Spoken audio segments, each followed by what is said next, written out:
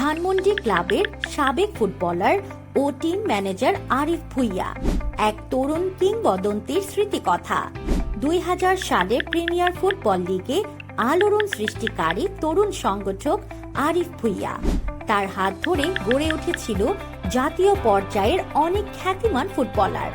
নবাগত premier club ধানমন্ডির team ম্যানেজারের দায়িত্ব নিয়ে মাত্র 22 বছর বয়সে তরুণদের সমন্বয়ে একটি সুসংগঠিত দল গঠন করতে গিয়ে তিনি নিজের সোনালী ক্যারিয়ার বিসর্জন দিতেও দ্বিধাবোধ করেননি। তবে এই ত্যাগ সফলতার রূপ নেয়। ঢাকা লিগের শীর্ষ ক্লাবগুলোর বিরুদ্ধে ধানমন্ডি ক্লাবের নৈপুণ্য প্রদর্শনের সবাইকে তাক লাগিয়ে দেয়।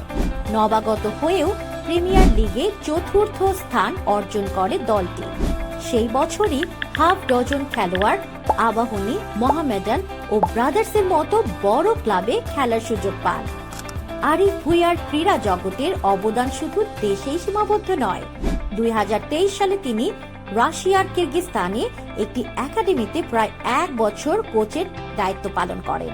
তবে 2000 সাল থেকে শুরু করে আজ পর্যন্ত প্রায় 25 বছর পেরিয়ে গেলেও দেশ বিদেশের কোনো ক্রীড়া সংস্থা থেকে তিনি স্বীকৃতি পাননি। এই আক্ষেপের সাথে কথা বলেন ক্রীড়া জগতের এই সেরা তরুণ সংগঠক ও সাবেক ফুটবলার মোহাম্মদ আরিফ ভুঁইয়া।